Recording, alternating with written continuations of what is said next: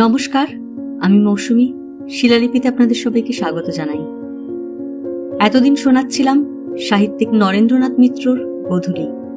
আজ আমি উপন্যাসের অন্তিম পর্ব পাঠ করব।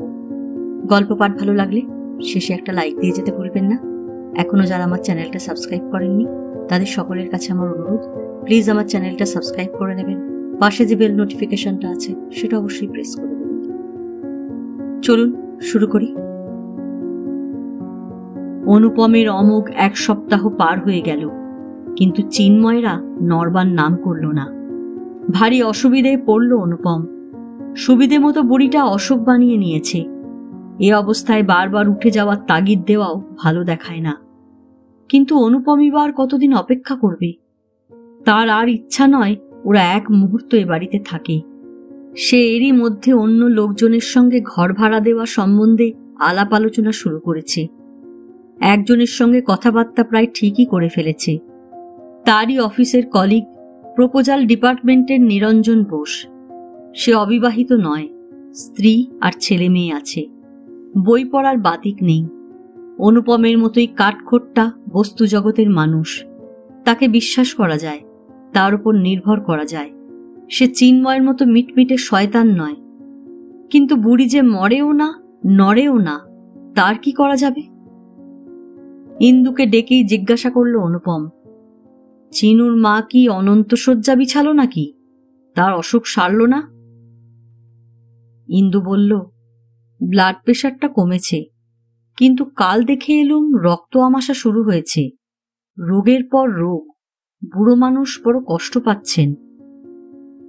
অনুপম বলল, কাল দেখে এলুম মানে?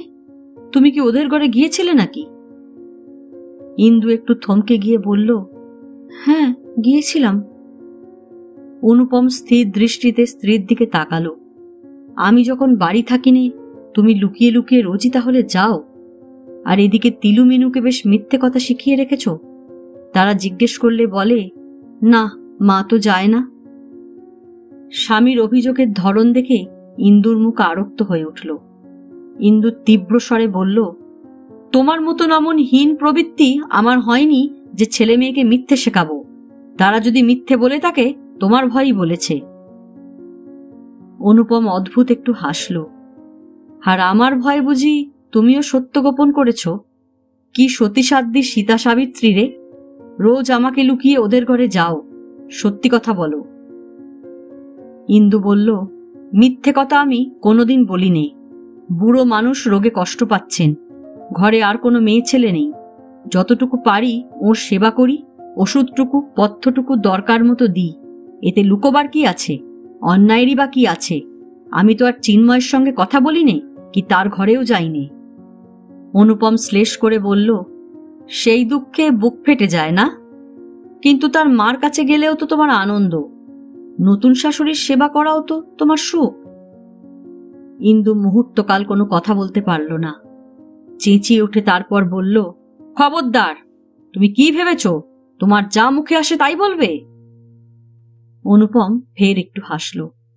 তুমি যদি তোমার যা মনে আসে তাই বলতে পারো, আমার বেলায় মুখে বললেই দোষ? এমন কি আর অন্যায় বলেছি? শাশুড়ি না হোক শাশুড়ির মতোই তো। ইন্দু বলল, 1000 বার। তোমার মা বেঁচে থাকলে ওর চেয়েও বুড়ি হতেন। আমি ওর সেবা করে তাঁর সেবা করছি। অনুপম ব্যঙ্গ করে বলল, ইস, কি একখানা ফ্লোরেন্স নাইটিঙ্গেল রে! অতই যদি সেবা ধর্মের শখ, কোনো আশ্রম টাশ্রমে চলে গেলেই পারো। ঘরে থেকে আমাকে জ্বালিয়ে মারছ কেন? স্ত্রীর আরো কাছে এগিয়ে এলো অনুপম। তারপর হুকুমের ভঙ্গিতে বলল, শোনো, ওসব নার্সগিরি এখান থেকে চলবে না। তুমি মেয়ে মানুষ, তুমি আমার স্ত্রী, তোমাকে আমার কথা শুনে চলতে হবে। ইন্দু একটু কাল স্বামীর দিকে তাকিয়ে থেকে শান্ত স্থির স্বরে বলল, আমি আগে মানুষ, তারপর আমি তোমার স্ত্রী। তোমার সব অন্যায় আবদার আমি মেনে নিতে পারবো না। তুমি আমার কাছে অন্য সব পুরুষের চেয়ে বড়, কিন্তু আমার বিবেকের চেয়ে বড় নাও। অনুপম স্ত্রীর এই দৃঢ়তা দেখে একটুকাল বিস্মিত হয়ে রইল। তারপর তেমনি শ্লেষ ভরা গলায় বলল, বটে? এই বিবেকটি কে শুনি? চিন্ময় নাকি? সেই বোধহয় তোমাকে এসব স্বাধীন জেনানার বুলি শিখিয়েছে। আমার সামনে দাঁড়িয়ে আমাকে চোখ রাঙিয়ে কথা বলবার সাহস আগে তো তোমার ছিল না। অন্যায়কে অন্যায় বলবার সাহস আমার চিরকালই ছিল, চিরকালই থাকবে বলে ইন্দু পাশের ঘরে চলে গেল। জেদি স্ত্রীর এই দৃপ্ত ভঙ্গি দেখে ভারী রাগ হলো অনুপমের, কিন্তু সবটুকুই যেন রাগ নয়। ভিতরে ভিতরে কোথাও যেন একটু আশ্বাসও ওর ভঙ্গির মধ্যে আছে। তাহলে হয়তো তেমন কোনো মারাত্মক অপরাধ ইন্দু করেনি।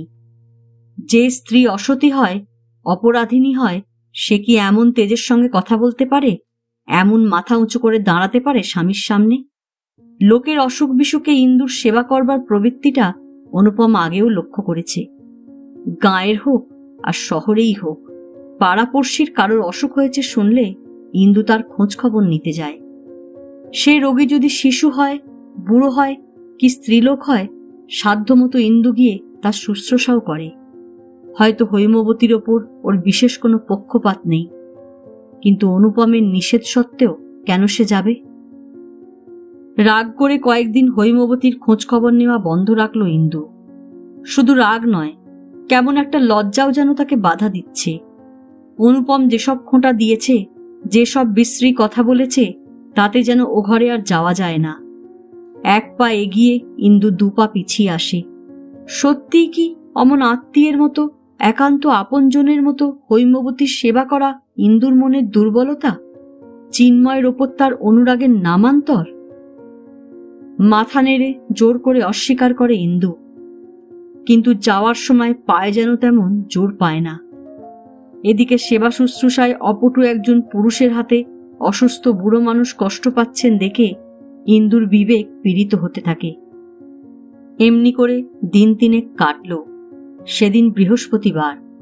লক্ষ্মীর আসনের কাছে ধূপ দ্বীপ জেলে পুরনো লাল পেরে গরদের শাড়িখানা পরে পুঁথি নিয়ে বসেছে। চিন্ময় প্রায় ঝড়ের মতো ঘরে ঢুকল। ইন্দুদি, শিগগির আসুন, মা যেন কেমন করছেন। ইন্দু বলল, সে কি? তারপর ছেলের হাতে লক্ষ্মীর পুঁথি দিয়ে ইন্দু চিন্ময়ের পিছনে পিছনে নেমে এলো নিচে। গিয়ে দেখল হৈমবতীর অবস্থা এ কদিনে আরো খারাপ হয়েছে। বিছানার সঙ্গে লেগে গেছে তাঁর শরীর, শ্বাস নিতে কষ্ট হচ্ছে। তার হৃদরোগ আর আমাশা দুই বেড়েছে। তার অবস্থাটা একটু দেখে ইন্দু চিন্ময়কে বলল, ভয় নেই, তুমি যাও, ডাক্তারবাবুকে খবর দাও, আমি এখানে আছি। চিন্ময় চলে গেলে হৈমবতীর বুকে আস্তে আস্তে ইন্দু হাত বুলিয়ে দিতে লাগল। কোমল মৃদুস্বরে বলল, ভয় নেই মাইমা, আপনার কোনো ভয় নেই। ইন্দুর শুশ্রূষায় খানিকটা সুস্থ বোধ করলেন হৈমবতী। একটু হাসতে চেষ্টা করে ক্ষীণ স্বরে বললেন, আমার আবার ভয় কি মা, আমার তো এখন যাওয়াই মঙ্গল। ইন্দু বলল, এখনই যাওয়ার কি হয়েছে? হৈমবতী এ কথার কোনো জবাব দিলেন না। ইন্দু একটু কৈফিয়তের সুরে বলল, এ কদিন আমি আসতে পারিনি। হৈমবতী বললেন, জানি মা, তোমার অশান্তির কথা আমি জানি। কি আর করবে, মেয়ে মানুষকে অনেক সহ্য করতে হয়। একসঙ্গে এই কটি কথা বলে হৈমবতী যেন হাঁপিয়ে উঠলেন। ইন্দু তাকে বাধা দিয়ে বলল, আপনার আর কথা বলে কাজ নেই, কিছু খাবেন এখন? হৈমবতী বললেন, না, আমার কিছু খেতে ইচ্ছে করে না। তোমাকে একটা অনুরোধ করব মা। বলুন। এখন নয়, এখন নিজেই আমি গুরুর নাম বলতে পারি, কিন্তু যখন সে শক্তি থাকবে না, তখন তুমি আমার কানে হরির নাম দিও। আমার ছেলে নাস্তিক, ওকে আমি বিশ্বাস করিনি। তুমি আমার মেয়ের কাজ করো মা, আমাকে ভগবানের নাম শুনিও। ইন্দু ঘাড় কাত করল। এতক্ষণে ওরও যেন কথা বলবার শক্তিটুকু গেছে। ছলছল করছে চোখ দুটি। খানিক বাদে ব্যোমকেশবাবু এলেন। রোগিণীকে পরীক্ষা করলেন, প্রেসক্রিপশন পাল্টালেন। তারপর যাওয়ার সময় ইন্দুকে একটু আড়ালে ডেকে নিয়ে বললেন, হয়তো রাত্রের মধ্যে কিছু হবে না, তবু সাবধান থাকা দরকার। আপনি এ ঘরে থাকতে পারলে ভালো হয়। ইন্দু মৃদুস্বরে বলল, আমি আছি।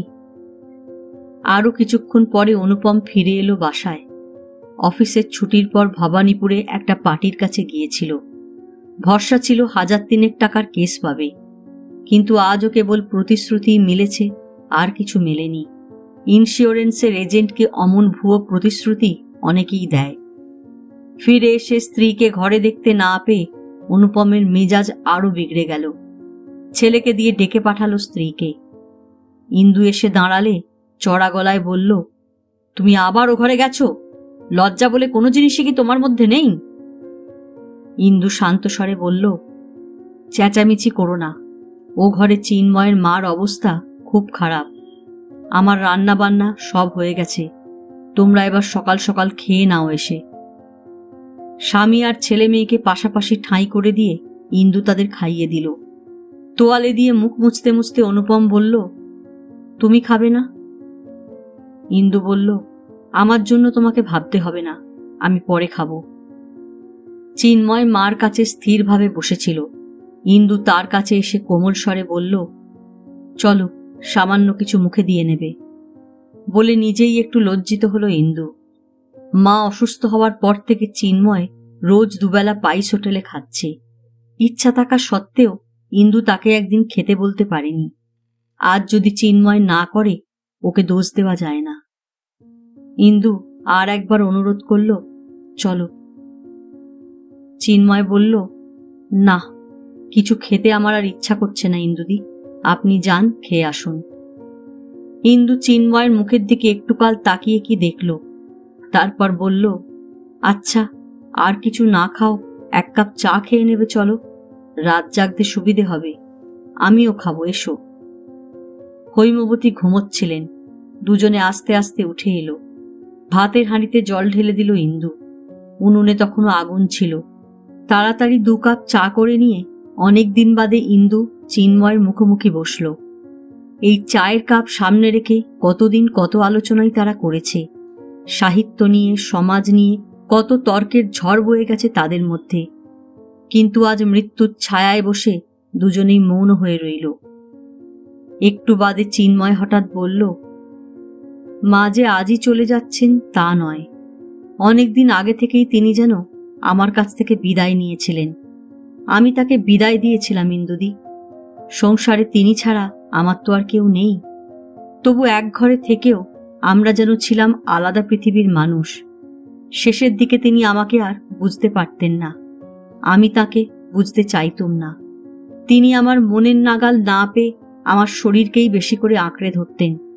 তাতে আমার আরো রাগ হতো, ঘৃণা হতো। চিন্ময়ের গলা ধরে এলো। একটু চুপ করে থেকে সে ফের বলতে লাগলো, আজ মনে হচ্ছে বিদ্যাই বলি আর বুদ্ধি বলি, সংসারে ভালোবাসার চেয়ে বড় কিছু আর নেই। সেই ভালোবাসার অভাবে আমি তাকে পেয়েও পুরোপুরি পাইনি। তার কাছে থেকেও চিরকাল দূরেই রয়ে গেছি। আজ তাকে একেবারেই হারাচ্ছি। ফিরে পাওয়ার কোনো আশাই আর রইল না। কথার মধ্যে অনুপ্রাস আর পানীয়ের মধ্যে চা চিন্ময়ের বড় প্রিয়। কিন্তু ইন্দু লক্ষ্য করল আজ সেই দুটি প্রিয় বস্তুকে চিন্ময় ছুঁয়েও দেখছে না। ইন্দুর চা প্রায় শেষ হয়ে এলো, কিন্তু চিন্ময়ের চায়ের কাপ তেমনি ধরা পড়ে রয়েছে। হঠাৎ সেই ঠান্ডা চায়ের কাপের মধ্যে 2 ফোঁটা উষ্ণ চোখের জল গড়িয়ে পড়ল চিন্ময়ের। ইন্দু ওর আরো কাছে সরে এলো। মৃদু আর কোমল স্বরে বলল, ও কি হচ্ছে চিন্ময়? তুমি না পুরুষ, তুমি না বড় হয়েছ? মা কি কারো চিরকাল থাকে? জল ভরা ঝাপসা চোখে চিন্ময় এবার ইন্দুর দিকে তাকালো। আজও বড় সুন্দর দেখাচ্ছে তাকে। কপালে সিঁদুরের ফোঁটা, মাথায় আধখানা আঁচলের নিচে সিঁথিতে সিঁদুরের রেখা। স্মিত শান্ত মুখশ্রীতে আজ বিষাদের ছায়া পড়েছে। বাল্যে কৈশোরে দেখা সিঁদুরভূষিত মায়ের সেই স্নিগ্ধ মুখকান্তি চিন্ময়ের স্মৃতিতে আজ আবার উজ্জ্বল হয়ে উঠল। মনে মনে ভাবল, ইন্দুর কথাই ঠিক, মা কারো চিরকাল থাকে না। প্রিয়ার মধ্যে, প্রিয়তমার মধ্যে সে মিশে থাকে। দুজনে ফিরে এলো হৈমবতীর ঘরে। ইন্দু তার পাশে গিয়ে বসল। চিন্ময় একটা চেয়ার টেনে নিয়ে বসল তার সামনে। তারপর সেই রোগ জীর্ণা বৃদ্ধ মায়ের ক্লিষ্ট মুখের দিকে অপলক তাকিয়ে রইল। মনে হলো এর চেয়ে প্রিয়, এর চেয়ে সুন্দর মুখ পৃথিবীতে আর নেই। ২৬ বছর ধরে এই মুখের কত রূপ আর কত রূপান্তরী না চিন্ময় দেখেছে। এই মুখের কত আশ্বাস, কত সান্ত্বনা, কত ভালোবাসার কথাই না শুনেছে। মায়ের কাছ থেকে মানুষ ভাষা পায়, আর ভাব পায় বোধহয় বাপের কাছ থেকে। কিন্তু ভাব আর ভাষা দুই চিন্ময় মায়ের কাছ থেকেই পেয়েছে। অল্প বয়সে তার বাবা মারা যান। মাই ছিলেন একসঙ্গে বাবা আর মা। ভরণ পোষণ, শিক্ষা দীক্ষার সব ভার তাঁর ওপরেই ছিল। ছেলেবেলার সেই স্নেহ আর শাসন ভরা দিনগুলির কথা চিন্ময়ের মনে পড়তে লাগল। রাত বাড়তে লাগল। খাওয়ার পর অনুপম বেশিক্ষণ বসে থাকতে পারে না। শুতে না শুতেই ঘুমিয়ে পড়ে। কিন্তু আজ কিছুতেই তার ঘুম এলো না। দুটো চোখের ভিতর যেন জ্বালা করছে, আসলে বুকের জ্বালা। ইন্দু তার উপস্থিতিতে তাকে অগ্রাহ্য করে চিন্ময়ের ঘরে গিয়ে বসেছে। একই ঘরে একই সঙ্গে রাত জাগছে। আজ তারা মুখোমুখি বসে চা খেয়েছে, কথা বলেছে। একজন আর একজনকে মুগ্ধ দৃষ্টিতে তাকিয়ে তাকিয়ে দেখেছে। সবই লক্ষ্য করেছে অনুপম, কিছুই তার চোখ এড়ায়নি। অথচ সব দেখে, সব জেনে শুনে অনুপম কিছুই করতে পারছে না। এখন তার উচিত চুলের মুঠি ধরে ইন্দুকে হিড় হিড় করে টেনে নিয়ে আসা, আর উচিত লাথি মেরে চিন্ময়কে বাড়ি থেকে বের করে দেওয়া। তা সে পারে, সে শক্তি অনুপমের আছে। কিন্তু শক্তি থাকলেও শক্তি প্রয়োগের জো নেই। ওরা একটা মরণাপন্ন রোগীর কাছে বসে রয়েছে। সাধারণ সামাজিক ভদ্রতার জন্য এই মুহূর্তে অনুপমের কিছুই আর করবার নেই। আজকের রাতটা তাকে মরা মানুষের মতো চুপ করেই থাকতে হবে, যত আপত্তিকর ব্যবহারই ওরা করুক। অনুপম আজ কিছুই বলতে পারবে না, কারণ মৃত্যুচ্যুত পেয়েছে ওরা। তাকে শিখণ্ডীর মতো দাঁড় করিয়েছে সামনে। অস্থিরভাবে এপাশ ওপাশ করতে করতে অনুপম একসময় ঘুমিয়ে পড়ল। ঠিক ঘুম নয়, পাতলা তন্দ্রা। সামান্য কি একটা শব্দে সে তন্দ্রা ভেঙে গেল। পাশে তিলু আর মিনু অঘরে ঘুমোচ্ছে, কিন্তু ইন্দুর জায়গা শূন্য। সে এখনো ফেরেনি। কিসের একটা তীব্র যন্ত্রণায় বুকের ভিতরটা মোচড় দিয়ে উঠল অনুপমের। কেবল বিছানাই নয়, বুকের অনেকখানি জায়গা খালি হয়ে গেছে। সেই শূন্যতা আর ভরবার নয়। ঘরে আলো জ্বলছে। সেই আলোয় দেয়ালের পেরেকে ঝোলানো দামি হাতঘড়িটার দিকে তাকালো অনুপম। রাত 3:30। ঘড়ির দুটো কাঁটা অসংখ্য কাঁটা হয়ে অনুপমের চোখে বিঁধল। 3:30? এখনো পর্যন্ত সে নিচে আছে, একসঙ্গে রাত ভোর করছে, আর বোকার মতো একা একা ঘুমোচ্ছে অনুপম। বিছানার উপর তড়াক করে সে উঠে দাঁড়ালো। লম্বা পায়ে ডিঙিয়ে গেল ছেলে মেয়েকে। ঘর থেকে বেরিয়ে 2-3টে সিঁড়ি একসঙ্গে লাফিয়ে লাফিয়ে নামতে লাগলো। আর এক মুহূর্ত নয়, আর এক মুহূর্তও নয়। চৌকাঠের সামনে এসে অনুপম থেমে দাঁড়ালো। হৈমবতীর বুকের ওপর মুখ গুজে পড়ে রয়েছে চিন্ময়, আর ইন্দু চিন্ময়কে এক হাতে আলিঙ্গন করে তার মুখের কাছে কি যেন বলছে। চিন্ময়ের মতো আত্মীয় যেন ইন্দুর পৃথিবীতে অপর কেউ নেই। চিন্ময় ছাড়া যেন তার আর কেউ নেই। মুহূর্তকাল পাহাড়ের মতো স্তব্ধ হয়ে দাঁড়িয়ে রইল অনুপম। তারপর সেই পাহাড়ে আগুন জ্বলল। লাভা স্রোত বয়ে গেল আগ্নেয়গিরির। অনুপম তীক্ষ্ণ কণ্ঠে বলল, ইন্দু, উঠে এসো। চিন্ময়ের হাত ছেড়ে দিয়ে ইন্দু বলল, মা ওই মা চলে গেছেন। অনুপম বলল, তাতে পৃথিবীর কোনো ক্ষতি হয়নি, তুমি উঠে এসো। শোকস্তব্ধ বিমূঢ় চিন্ময়ের মুখ থেকে কোনো কথা বেরোল না। ইন্দু তার দিকে একবার তাকিয়ে স্বামীর পিছনে পিছনে চলে এলো। সিঁড়ির কাছে তিলু আর মিনুর গলা শোনা গেল, মা, মা।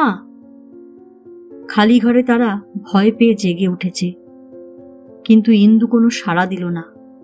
স্ত্রীকে নিজের ঘরের মধ্যে এনে দোর বন্ধ করে দিল অনুপম। তারপর তার চোখে চোখ ডাকল, ইন্দু। ইন্দুর মনে পড়ল অনেক দিন বাদে স্বামী আবার তাকে নাম ধরে ডাকতে শুরু করেছে। বিয়ের পর প্রথম প্রথম গুরুজনদের আড়ালে অনুপম ইন্দুর নাম ধরে ডাকত। ডেকেই কেমন যেন লজ্জিত হয়ে পড়ত। মাঝে মাঝে বলতো, শরদিন্দু নিভানো না, বলতো আর হাসত। ঠাকুরদার দেওয়া এই ছিল ইন্দুর পুরো নাম। সে নাম ছোট হতে হতে হলো ইন্দুলেখা, তারপর লেখাটুকু মুছল। ছেলেমেয়েরা একটু বড় হওয়ায় ইদানিং নাম ধরে আর স্ত্রীকে বড় একটা ডাকে না অনুপম। আজ ফের ডাকল, কিন্তু কিসের একটা অস্বস্তি আছে যেন এই ডাকের মধ্যে। রাজ্যের ঘৃণা যেন এই দুটি অক্ষরের ধ্বনিটুকুর মধ্যে পুঞ্জীভূত হয়ে রয়েছে। অনুপম আর একবার ডাকল, ইন্দু। ইন্দু বলল, বলো। তুমি কেন ওকে ছুঁয়েছিলে? কেন ওকে ধরেছিলে? এসব কথার তুমি কি আর দিন পেলে না? একজন লোক পৃথিবী থেকে চিরবিদায় নিয়ে চলে গেল, তোমার তাতে ভ্রুক্ষেপ নেই। তুমি এখন ওই কথাই বলছো? তুমি মৃত্যুকে অপমান করছো? ইন্দুর দু চোখ থেকে, তার কণ্ঠ থেকেও আজ যেন ঘৃণা ঝরতে লাগল। অনুপম দাঁতে দাঁত ঘষল। মরা মানুষকে অপমান করলাম? ফের সেই নোভেলি ঢং? মৃত্যুর আবার মান অপমান কি? কিন্তু তুমি যে দিনের পর দিন আর একটা তাজা জীবন্ত লোককে অপমান করে চলেছ, তার কি হবে? সে শাস্তি তুমি এড়াবে কি করে? বলতে বলতে ইন্দুর ডান হাতখানা নিজের কঠিন মুঠির মধ্যে চেপে ধরে একটা মোচড় দিয়ে অনুপম ফের জিজ্ঞাসা করল, কি বলে এড়াবে? দুঃসহ যন্ত্রণায় ইন্দু আর্তনাদ করে উঠতেই সঙ্গে সঙ্গে হাত ছেড়ে দিল অনুপম। ইন্দু মেঝে বসে পড়ল। আর সব কাজের মতো শবদাহের ব্যাপারেও অনুপমের দক্ষতা আছে। মনে যতই অশান্তি থাকুক না, এসব সামাজিক কর্তব্যে তার কোনো ত্রুটি হয় না। অল্প সময়ের মধ্যেই সব ব্যবস্থা হয়ে গেল। হৈমবতীর শব নিয়ে শ্মশান বন্ধুরা এগিয়ে চললেন। যন্ত্রের মতো চিন্ময় চলল সঙ্গে। একটু বেলা হলে দৌড় খোলা পেয়ে তিলু আর মিনু ঢুকল ভিতরে। তিলু বলল, ও কি মা, কি হলো তোমার? মিনু কাঁদো কাঁদো হয়ে বলল, মার হাত ভেঙে গেছে দাদা। ইন্দু ততক্ষণে নিজেকে সামলে নিয়ে উঠে বসেছে। ম্লান হেসে বলল, না না, কিছু হয়নি, তোমরা যাও ও ঘরে। তিলু পাশের ঘরে গেল না।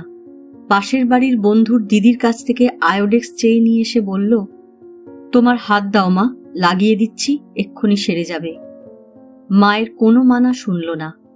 আঙুল দিয়ে তিলু মায়ের হাতে আয়োডেক্স ঘষে দিতে লাগল। অনুপম ভেবেছিল পরদিনই চিন্ময়কে ঘর ছেড়ে চলে যেতে বলবে। মেয়ে ছেলে আর তো কেউ রইল না। এখন একা একা এই গৃহস্থের বাড়িতে ও কি করে থাকবে? এবারও ঘর ছেড়ে দিয়ে কোনো মেসে টেসে গিয়ে উঠুক। এ মাসের ভাড়াটা অনুপম না হয় ছেড়ে দেবে। কিন্তু বলতে গিয়ে দোরের কাছে থেমে দাঁড়ালো অনুপম। দরজা খোলাই ছিল, তবু ঘরে ঢুকতে পারল না। দেখল দুই হাঁটুর মধ্যে মুখ গুজে চিন্ময় পাথরের মূর্তির মতো বসে আছে। ওর চুলগুলো উস্কো খুস্কো, ঘরময় বই আর কাগজপত্র ছড়ানো রয়েছে, যেন এখনো শ্মশানের মধ্যে বসে আছে। মনে মনে ভারী মায়া হলো অনুপমের। তার বুকের ভিতরটা হু হু করে উঠল। এই মুহূর্তে সে ভুলে গেল চিন্ময় তার শত্রু, চিন্ময় তার প্রতিদ্বন্দ্বী। 15-16 বছর আগের মাতৃশোকাতুর আরেকটি যুবকের কথা মনে পড়ে গেল অনুপমের। 24 বছর বয়সে সে নিজেও মাকে হারিয়েছিল। হারিয়ে চিন্ময়ের মতো অমন ধীর স্থিরভাবে বসে থাকতে পারেনি। তখন অনুপম ছিল গাঁয়ের বাড়িতে। বর্ষাকাল, বাড়ির চারিদিকে জল থই থই করত। সেই দ্বীপ থেকে হাঁটা পথে কোথাও বেরোবার জো ছিল না, কিন্তু ঘাটে ডিঙি বাঁধা থাকত। বৈঠা আর সেই ডিঙি নৌকা নিয়ে বেরিয়ে পড়ত অনুপম। খাল পার হয়ে নদী, নদী পার হয়ে মাঠ। জল ভরা, শস্য ভরা মাঠের একধারে নৌকা থামিয়ে মায়ের শোকে চোখের জল ফেলত অনুপম। আস্তে আস্তে সূর্য অস্ত যেত, সন্ধ্যা ঘোর হয়ে আসত। তার আগে কিছুতেই বাড়ি ফিরত না। ফিরে এলে পিসিমা রাগ করতেন। বেড়াতেই যদি যাবি, একা একা যাস কেন? বন্ধু বান্ধব কি চাকর বাকর কাউকে নিয়ে যা। গুরুদশার সময় একা একা ঘোরা কি ভালো? কেন, তাতে কি হয় পিসিমা? কি আবার হবে, দোষ হয়? সে কি এত অল্পেই মায়া কাটাতে পারে? মায়া কাটানো কি এত সহজ? সে বহুকাল পর্যন্ত সঙ্গে সঙ্গে ঘুরে বেড়াবে, টেনে নেওয়ার জন্য ছলছুতো খুঁজবে, খবরদার আর কখনো একা একা বেরোবি নে। হাতে বাঁধা রক্ষা কবচটা ঠিক আছে কিনা, গায়ের চাদরের লোহার চাবিটা বাঁধা আছে না খসে পড়ে গেছে, অশৌচের 1 মাস রোজ পরীক্ষা করে দেখতেন পিসিমা। সেই মাও নেই, পিসিমাও নেই। তাদের কথা ভেবে মনটা ভারী উদাস হয়ে গেল অনুপমের। চিন্ময়ের শোকস্তব্ধতা না ভেঙে ফিরে চলে এলো। একবার ভাবল ওকে একটু সান্ত্বনা দিয়ে আসে, কিন্তু পারল না। ওর সঙ্গে কথা বলতে কেমন যেন একটু লজ্জা হলো অনুপমের। নিজের জন্যে নয়, চিন্ময়ের জন্যে। চিন্ময়ের অপরাধের জন্যই লজ্জা। অনুপমের স্ত্রীকে যে কুনজরে দেখেছে, তার সঙ্গে কি করে কথা বলবে অনুপম? বলতে গেলে কটু কথা বলতে হয়, গালাগাল দিতে হয়, মারধর করতে হয়। যাকে অন্তর দিয়ে ঘৃণা করে তার সঙ্গে কিছুতেই ভদ্রতা করতে পারে না অনুপম। সে খেলোয়াড়ের জাত, তার মন আর মুখ ভিন্ন নয়। বেশ তো ছিল চিন্ময়। অনুপম তো তাকে আদর করেই বাড়িতে ডেকেছিল, ওকে স্নেহ করেছিল ছোট ভাইয়ের মতো। তবু কেন চিন্ময় অমন আহাম্মুখী করতে গেল? সংসারে কি মেয়ের অভাব আছে? টুলিকে পছন্দ না হতো, কলেজে পড়া আর কোনো মেয়েকে বিয়ে করে ভালোবাসত। না হয় ভালোবেসে বিয়ে করতে পারত চিন্ময়, তাতেও কোনো দোষ ছিল না। কিন্তু এমন মহা অপরাধ করতে গেল কেন? কিসের আশায়? যার স্বামী আছে, সন্তান আছে, তার কাছ থেকে লুকোচুরি করে কতটুকুই বা পেতে পারে চিন্ময়? পরস্ত্রীর সেই 2-4 ফোঁটা ভালোবাসার দাম কি এতই বেশি, যার জন্য নিজের মান সম্মান, অন্যের সুখ শান্তি নিয়ে এমন জুয়ো খেলতে গেল চিন্ময়? যে অনুপম দাদার মতো, বন্ধুর মতো তাকে ভালোবেসেছে, কিসের জন্যে সেই স্নেহ আর বিশ্বাস চিন্ময় হারাতে গেল?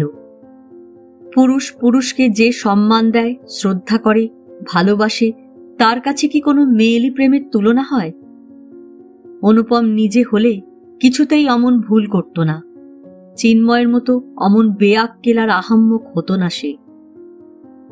রান্নাঘরের সামনে বসে ইন্দু বঁটি পেতে তরকারি করছিল। অনুপম এসে সেখানে দাঁড়ালো, স্ত্রীকে ডেকে বলল, শোনো। ইন্দু মুখ না তুলেই জবাব দিল, বলো। অনুপম বলল, চিন্ময় যদি চায় অশৌচের মাসটা থেকে যেতে পারে। আমি নিরঞ্জনকে কোনো রকমে বলে কয়ে রাখব, কিন্তু 1 মাস পরে ঘর তাকে অবশ্যই ছেড়ে দিতে হবে। ইন্দু বলল, বেশ তো, তাকে বলে দাও। অনুপম একটু হাসল, তুমিই বলে দিও।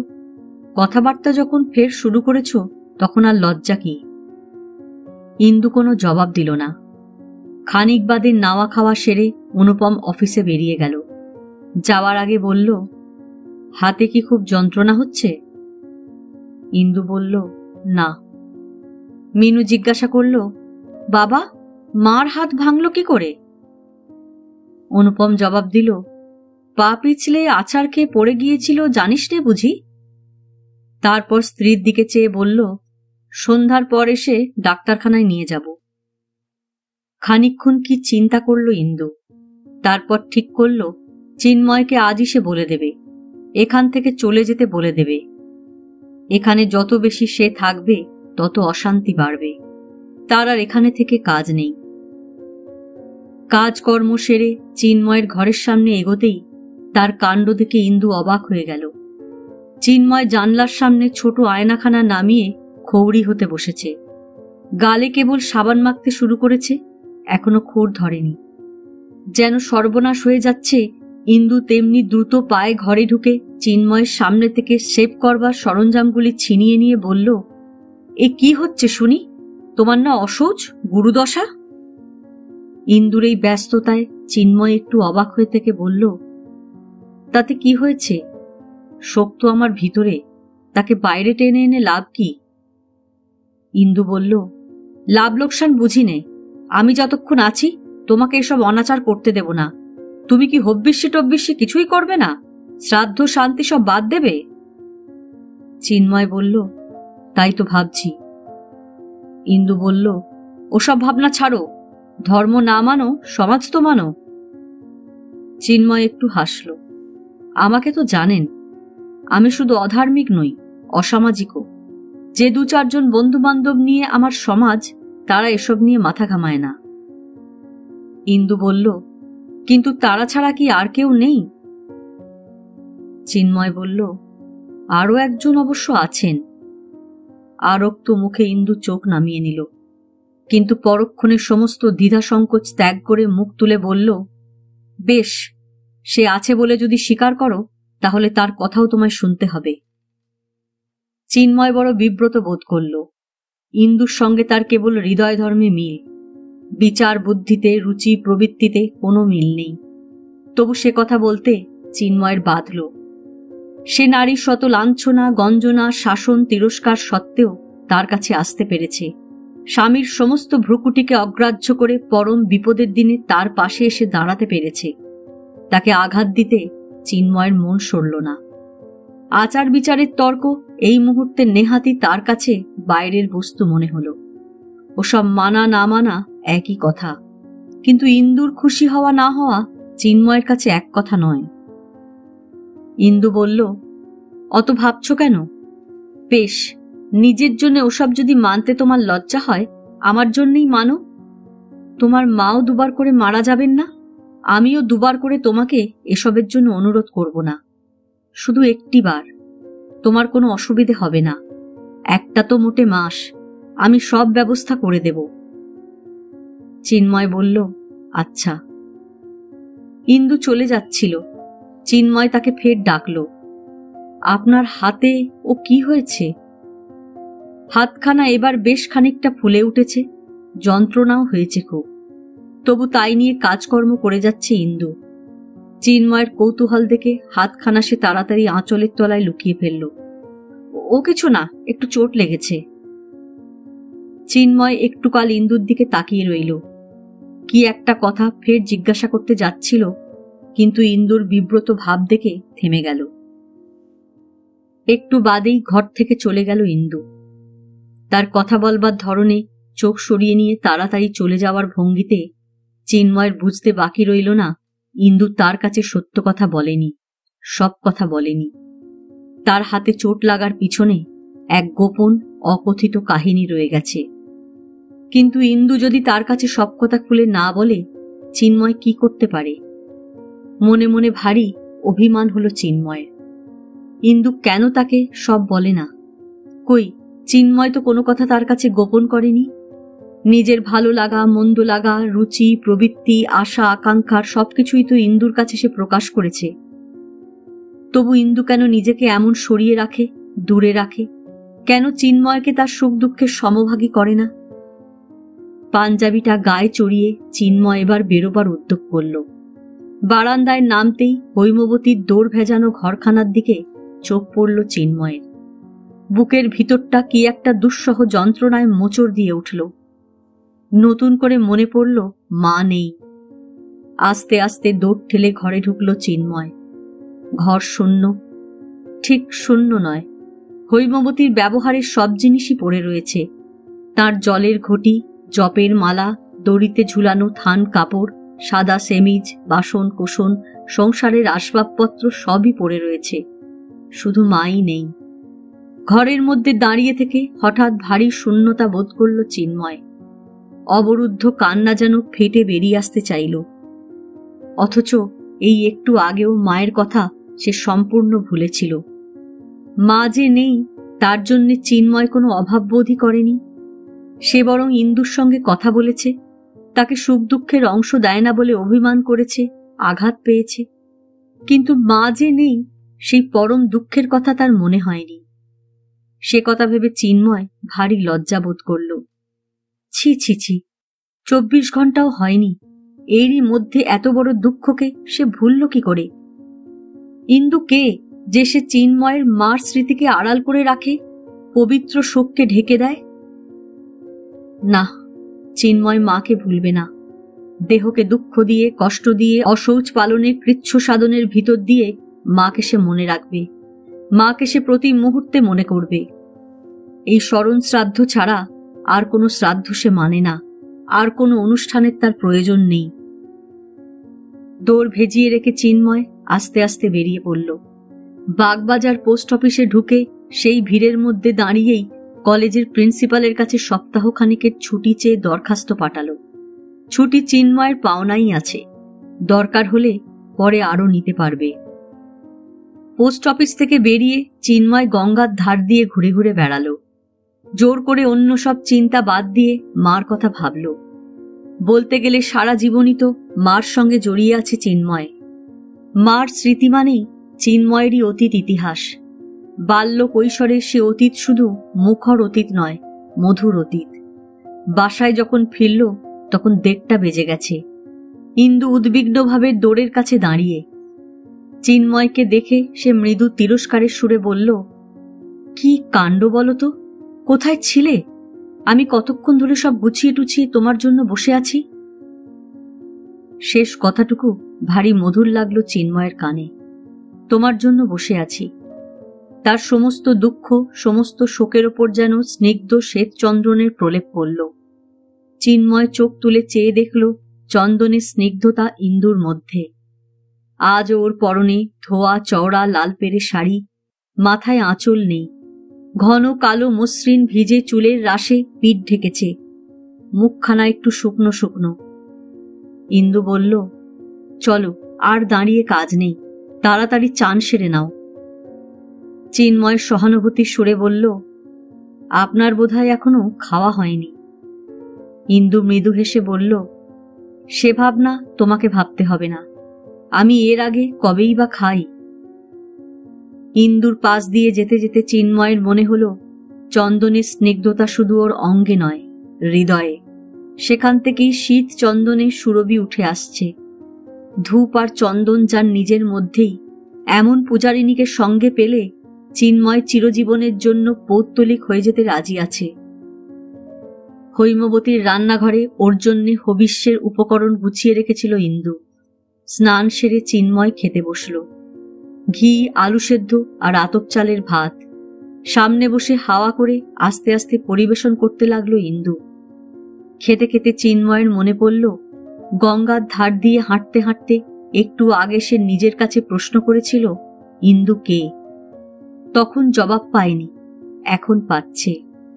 ইন্দু জীবন, ইন্দু জীবনের প্রতীক। মৃত্যুকে তো সে আড়াল করে দাঁড়াবেই, তাই তো তার ধর্ম। সে শূন্যতাকে ভরে তোলে, ক্ষুধাকে তৃপ্ত করে। ইন্দু অন্নদা, প্রাণদা, ইন্দু চিন্ময়ী, আনন্দময়ী। চিন্ময়ী, চিন্ময়ী কথাটা অস্ফুটভাবে 2 উচ্চারণ করল চিন্ময়।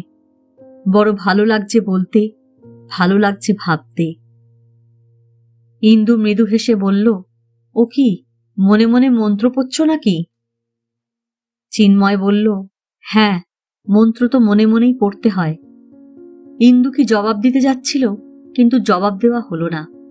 পিছনে আর একজনের হাসির শব্দে চমকে উঠে ফিরে তাকালো। বাহ, বেশ বেশ, শস্ত্রিকং ধর্মমাচরেত। এ কি তাই হচ্ছে নাকি চিন্ময়? অনুপম হেসে উঠল, যেন তপ্ত তরল সীসা কানে গলে পড়ল দুজনের। আজ শনিবার, 1:30টায় ছুটি হয়ে গেছে অনুপমের। কারোর সে খেয়াল ছিল না। চিন্ময় ভাতের থালা ঠেলে রেখে উঠে দাঁড়ালো। ইন্দুও বাইরে চলে এসে হাত ধুয়ে ফেলল। তারপর বাথরুমের ছায়ায় দাঁড়িয়ে ইন্দু স্বামীর দিকে তাকিয়ে জিজ্ঞাসা করল, তুমি কি শুরু করেছো বলো তো? দিন আনতে একজনের খাওয়াটা অমন করে নষ্ট করে দিলে। অনুপম বলল, প্রাণে খুব লেগেছে না? আর তুমি যে আর একজনের সমস্ত জীবনটা নষ্ট করে দিলে, সে কিছু নয়? এ ধরনের প্রশ্ন স্বামীর মুখে 1000 বার শুনেছে ইন্দু। আগে অনেকবার অনেক রকম করে জবাব দিয়েছে, আজ দিল না, নিঃশব্দে ওপরে চলে গেল। স্ত্রীর স্পর্ধা দেখে জ্বলতে লাগলো অনুপম। অথচ আশ্চর্য, অফিসে বসে একটু আগে সে নিজেই ভেবেছে ইন্দুকে বলবে চিন্ময়ের হবিষ্যের ব্যবস্থাটা যেন তাদের ঘরেই করে। ও তো নিজের আদ্যে জানে না কাজ কি এই গুরুদশার সময় হোটেল টোটেলে খেয়ে। অনুপম সে কথা আজই বলতো, এখনই বলতো, কিন্তু ইন্দুর সেই সবুরটুকু পর্যন্ত সইল না। স্বামীর কাছ থেকে অনুমতি নেওয়ার কি একটু ইচ্ছা তার হলো না? পাছে অনুপম আপত্তি করে, সেই ভয়ে ইন্দু নিজেই সব ব্যবস্থা করে বসল। চিন্ময়ের সঙ্গে এতই তার প্রাণের টান। কিন্তু অনুপম যদি সম্মতি না দেয়, ইন্দুর কতটুকু সাধ্য আছে? কতটুকু সাধ্য আছে তার নিজের ইচ্ছা মতো চলবার ফেরবার, এখান থেকে ওখানে নড়ে বসবার? সাধ্য যে নেই সেই কথা জোর গলায় ঘোষণা করে দেওয়ার জন্য অনুপম দোতলায় উঠে গেল। ইন্দু জানলার শিক ধরে প্রায় দেয়ালের সঙ্গে মিশে বাইরের দিকে তাকিয়েছিল। অনুপম তার পাশে দাঁড়িয়ে বলল, শোনো। ইন্দু মুখ না ফিরিয়ে বলল, বলো। অনুপম জোর গলায় হুকুমের ভঙ্গিতে বলল, শোনো, আমার দিকে ফিরে চাও। ইন্দু এবার স্বামীর দিকে ফিরে তাকালো। নির্ভীক, স্থির, শান্ত তার দৃষ্টি। অনুপম বলল, তোমার সাহস দেখে আমি অবাক হচ্ছি। এত স্পর্ধা তোমার কোত্থেকে হলো? ইন্দু কোনো জবাব দিল না। ঠোঁটে ঠোঁট চেপে সে তেমনি দাঁড়িয়ে রইল। অনুপম অবাক হলো। ওই তো চিকন কাঁচা বাঁশের মতো চেহারা, ওকে অনুপম এই মুহূর্তে মট করে ভেঙে ফেলতে পারে। অনুপমের সামনে এমনভাবে দাঁড়িয়ে থাকার সাহস ওর কোত্থেকে এলো? কই, আগে তো এমন পারত না। অনুপম এবার গলা নামিয়ে শান্তভাবে বলল, আচ্ছা ইন্দু, লজ্জা তুমি অনেকদিন আগেই বিসর্জন দিয়েছ, কিন্তু তোমার প্রাণ ভয়ও কি নেই? ইন্দু বলল, না, তাও নেই। কাল তোমার হাতে মার খেয়ে আমার সেই ভয়ও ভেঙেছে। অনুপম দুঃখের সঙ্গে বলল, মার? ওই সামান্য একটু হাত মোচড়ানোকে তুমি মার বলো? ইন্দু এবার একটু হাসল। ভুল হয়েছে, বোধহয় আদর বলাই উচিত ছিল। ওর হাসি দেখে অনুপমের ফের রাগ চড়ে গেল। অধীরভাবে চড়া গলায় বলল, তুমি হাসছ? এত বড় কাণ্ডের পরেও তুমি হাসতে পারছো? এত রস তোমার মধ্যে? ইন্দু শান্তভাবে স্বীকার করে বলল, হ্যাঁ, রস তো আছেই। অনুপম পরম নৈরাশ্য, পরম ক্ষোভের সঙ্গে বলল, আছে, কিন্তু সে রস আমার জন্যে না, অন্যের ভোগের জন্যে। কিন্তু তুমি যা ভেবেছ তাও হবে না ইন্দু। আমি নিজে যা পাবো না তা কাউকে ভোগ করতেও দেব না। অনুপম দাঁতে দাঁত ঘষে বলল, তোমার সব রস আমি নিংড়ে নিংড়ে বের করব। তারপর আমি তা রাস্তার ধুলোয় ঢালবো, নর্দমায় ঢালবো, তবু তা অন্য কাউকে ভোগ করতে দেব না। আমাকে তুমি তেমন পুরুষ পাওনি। সিঁড়িতে লঘু চঞ্চল পায়ের শব্দ শোনা গেল। বই খাতা বগলে তিলক স্কুল থেকে ফিরে এসেছে। ইন্দু তাড়াতাড়ি তার দিকে এগিয়ে গেল। তোর দেরি হলো কেন রে তিলু? অনুপমও নিজেকে সামলে নিয়ে বলল, হ্যাঁ, তোরও তো দেরি হলো কেন? তিলক দুজনের দিকে তাকিয়ে হাসি মুখে বলল, ছুটির পর নতুন মাস্টারমশাই আমাদের ম্যাজিক দেখাচ্ছিলেন বাবা। কি চমৎকার ম্যাজিক মা, তুমি যদি দেখতে। অনুপম স্থির করল আর এক মুহূর্ত সে চিন্ময়কে এ বাড়িতে থাকতে দেবে না। নোটিশ তো অনুপম আগেই দিয়েছে। এবার চিন্ময় ঘর ছেড়ে দিয়ে চলে যাক। অনেক সহ্য করেছে অনুপম, অনেক উদারতা দেখিয়েছে, তার ফল এই দাঁড়িয়েছে। আর এক মুহূর্তও নয়। ওর মতো লম্পট বদমায়েশের আবার গুরুদশা কি?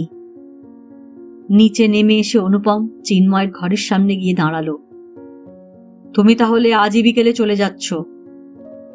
চিন্ময় ঘরের মধ্যে চুপ করে বসেছিল। অনুপমের সাড়া পেয়ে দোরের কাছে এগিয়ে এসে দৃঢ়স্বরে বলল, না, আমি যাচ্ছি নে। অনুপম তার স্পর্ধা দেখে বিস্মিত হয়ে বলল, যাচ্ছি নে মানে? এখানে তুমি একা একা আর থাকবে কি করে? কোনো মেয়ে ছেলে নেই?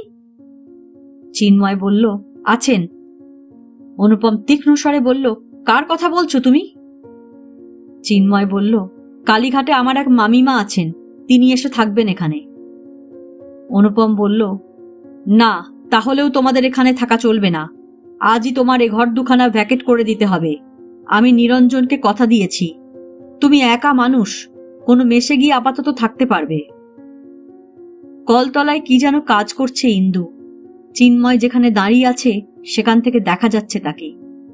তাদের কথাবার্তাও যে ইন্দু সব শুনতে পাচ্ছে তাতে চিন্ময়ের কোনো সন্দেহ রইল না। চিন্ময় বলল, আমি উকিলের কাছে গিয়েছিলাম।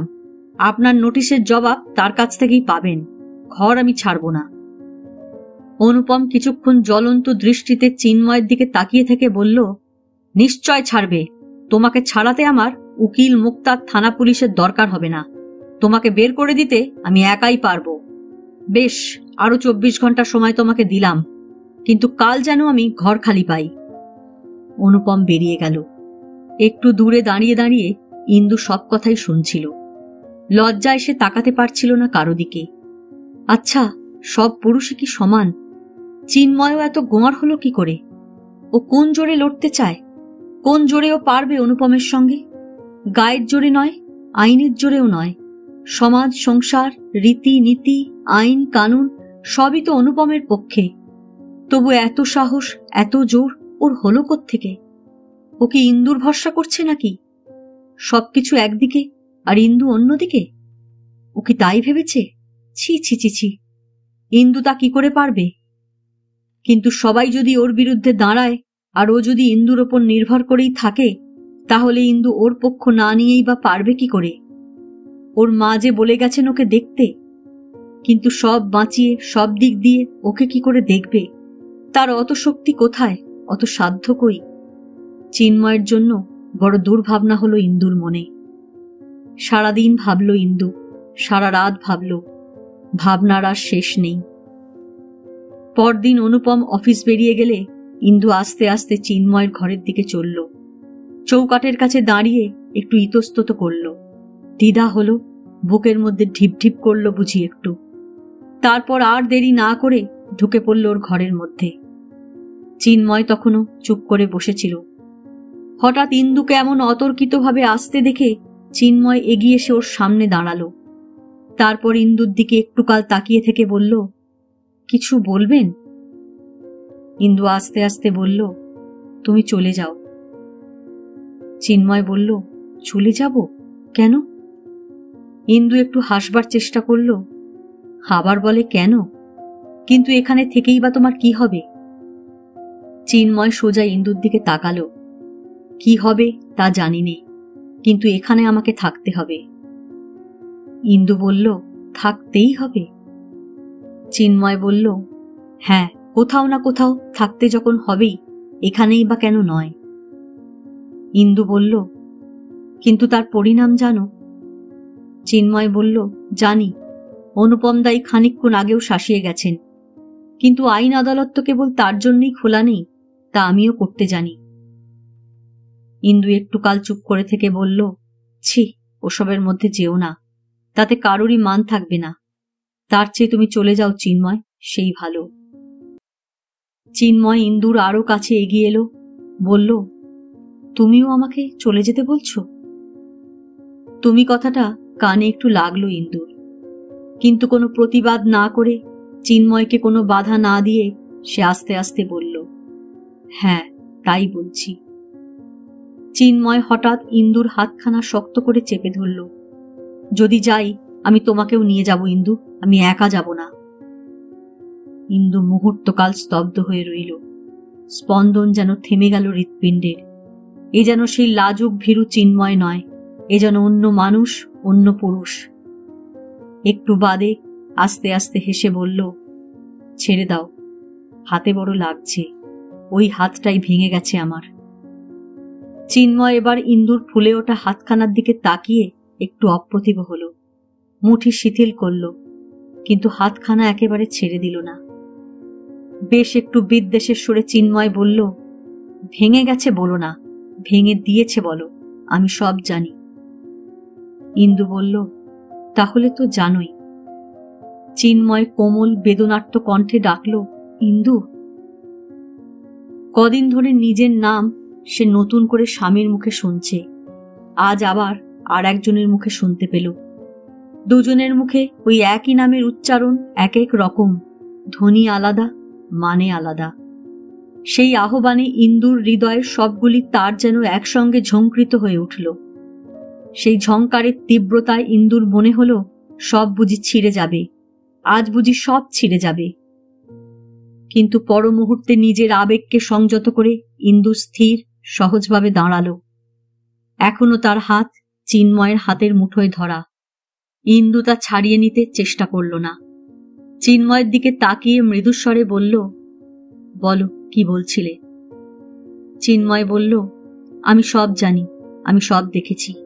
এই পীড়নের মধ্যে, নিত্যকার এই অপমান অসম্মানের মধ্যে তোমাকে আমি ফেলে যেতে পারবো না, তোমাকে আমি সঙ্গে নিয়ে যাব। ইন্দু ফের একটু কাল স্তব্ধ হয়ে চিন্ময়ের দিকে তাকিয়ে রইল। মনে হলো সত্যিই বুঝি এতদিনের সব বন্ধন ছিঁড়ে গেল, সমস্ত শিকড় এক টানে উন্মিলিত হল। কিন্তু পর মুহূর্তে ইন্দু ফের হাসল। সঙ্গে নিয়ে যাবে বলছো? কিন্তু কোন দৌড় দিয়ে বের করবে আমাকে? এ সংসার থেকে বেরোবার রাস্তা তো আমার অত সহজ নয়। বেরোবার সময় যখন আসবে তখন আমি একাই বেরোব। চিন্ময় বলল, একা? ইন্দু বলল, হ্যাঁ, একা। যে হাত আমার স্বামী ভেঙে দিয়েছেন সেই হাতই তুমি শক্ত মুঠিতে ধরে রয়েছ। প্রথমটায় বড় যন্ত্রণা পেয়েছিলাম, এখন আর অতটা নেই।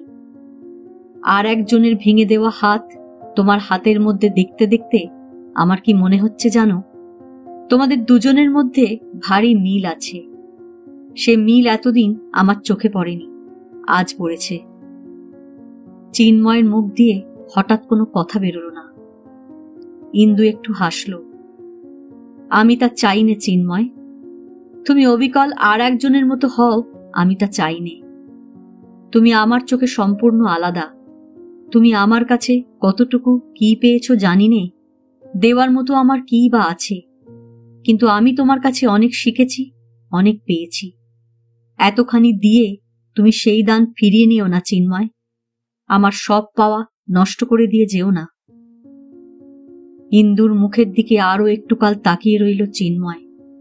তারপর আস্তে আস্তে ওর হাত ছেড়ে দিল। ইন্দু ফের চলে গেল নিজের ঘরে। ঘণ্টাখানেক বাদে হঠাৎ তিলুমিনুর ডাকে ইন্দুর চমক ভাঙল।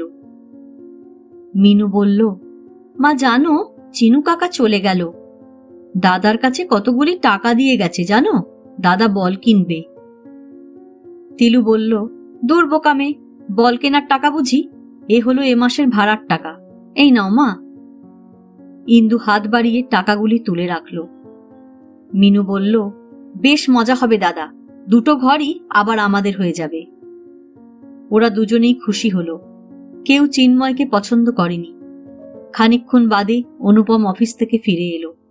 আজ একটু তাড়াতাড়ি ফিরেছে। ক্লোজিং এর সময় এলে রবিবারে অফিসে বেরোতে হয়, কিন্তু অ্যাসিস্ট্যান্টদের সব বুঝিয়ে দিয়ে দুদিন ধরে নিজে আগে আগেই চলে আসছে অনুপম।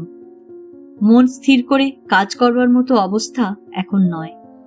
চিন্ময়কে তাড়িয়ে 3 দিনের কাজ একদিনে সারবে। ঘরে এসে জুতোর ফিতে খুলতে খুলতে অনুপম স্ত্রীকে ডেকে বলল, ও কি, ওখানে অমন করে দাঁড়িয়ে আছো কেন? শোনো এদিকে। আরো বার 2 ডাকতে ইন্দু কাছে এসে দাঁড়ালো। মৃদুস্বরে বলল, কি বলছো? অনুপম বলল, আসবার সময় নিচে একবার ওর ঘরে উঁকি দিয়ে এলাম। ঘরে মানুষজন কেউ আছে বলে তো মনে হলো না। ও গেল কোথায়?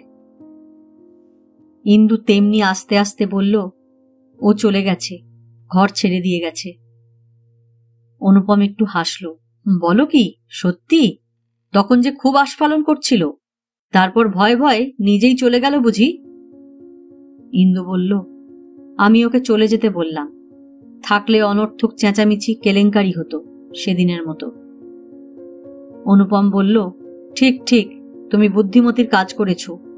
ওকে তখন ভয় দেখিয়েছিলাম বটে, কিন্তু এই নিয়ে পাড়াময় একটা হইচই উঠলে সত্যিই খুব খারাপ হতো। তার চেয়ে ও যে ভালোই ভালোই চলে গেছে সেই বেশ হয়েছে। নিরঞ্জনরা বোধহয় কাল সকালেই এসে পড়বে, ওদের খুব গরজ। নিচের ঘরে ছেলেদের ছুটোছুটি দাপাদাপির শব্দ শোনা গেল। তিলু আর মিনু নিচের ঘর দুটি অনেক দিন বাদে ছাড়া পেয়ে খুব লাফালাফি শুরু করেছে। অনুপম ভাবল, করুক, কয়েক ঘন্টার জন্য রাজত্ব যখন পেয়েছে ওরা, ভোগ করে নিক। একবার বাইরের দিকে তাকিয়ে দৌড়টা একটু ভেজিয়ে দিল অনুপম। তারপর স্ত্রীর দিকে তাকিয়ে স্মিত মুখে বলল, সত্যি ভারী ভালো লাগছে, এত সহজে যে ব্যাপারটা মিটবে। ইন্দু কোনো জবাব দিল না। স্ত্রীর শান্ত গম্ভীর মুখের দিকে খানিকক্ষণ তাকিয়ে থেকে একটু মুচকি হেসে হঠাৎ স্ত্রীকে পাঁজা কোলে করে তুলে নিল অনুপম। তারপর মুখের কাছে মুখ নিয়ে মিষ্টি করে বলল, রাগ করেছ? ইন্দু নীরবে স্বামীর দিকে তাকিয়ে শান্তভাবে বলল, রাগ কিসের? ছেড়ে দাও, পড়ে যাব। অনুপম নিজের মনেই হাসল। ভাবল, মান ভাঙাতে এবার সময় লাগবে। স্ত্রীকে আরো শক্ত করে আঁকড়ে ধরে বলল, আরে না না, পড়বে কেন? ইন্দুকে আরো শক্ত করে বুকের সঙ্গে চেপে ধরল অনুপম। তারপর সেই আয়োডেক্স মাখা হাতে চুমু খেল। স্ত্রীর মুখের দিকে তাকিয়ে হেসে বলল, জানো, তোমাকে আমার কাছ থেকে কেড়ে নেবে এমন শক্তি পৃথিবীতে কারো নেই। ইন্দু চুপ করে রইল। অনুপম বলল, আমি কবিও নই, প্রফেসরও নই, সাধারণ সংসারী মানুষ, কিন্তু তাই বলে স্ত্রীকে কারো চেয়ে কম ভালোবাসিনি। জান প্রাণ দিয়ে তাকে রক্ষা করতেও জানি। ইন্দুকে ঠিক তেমনি করে বুকের কাছে ধরে রেখে পশ্চিমের জানলার ধারে এসে দাঁড়ালো অনুপম। বলল, কি চমৎকার রং দেখেছ? ইন্দু কোনো জবাব না দিয়ে বাইরের দিকে তাকালো। পাশাপাশি দুটি বাড়ির মাঝখানে সরু এক ফালি ফাঁকা আকাশ, সেখানে সত্যি সূর্যাস্তের রং লেগেছে। যতক্ষণ সেই রং আস্তে আস্তে মিলিয়ে না গেল, সন্ধ্যার ছায়ায় নিশ্চিহ্ন হয়ে মুছে না গেল, অপলকে সেদিকে তাকিয়ে রইল ইন্দু। দীর্ঘশ্বাসটা চেপে রাখল জোর করে, পাছে স্বামীর কানে যায়, পাছে নিজের কানে যায়। তারপর অনুপমের দিকে ফিরে ফের মৃদু অনুনয়ের সুরে বলল, দোহাই তোমার, এবার নামিয়ে দাও, ওরা কেউ এসে পড়বে। এই উপন্যাস এখানেই শেষ। গল্প পাঠ ভালো লাগলে লাইক, শেয়ার, কমেন্টস করতে ভুলবেন না। আজকের মতো নমস্কার।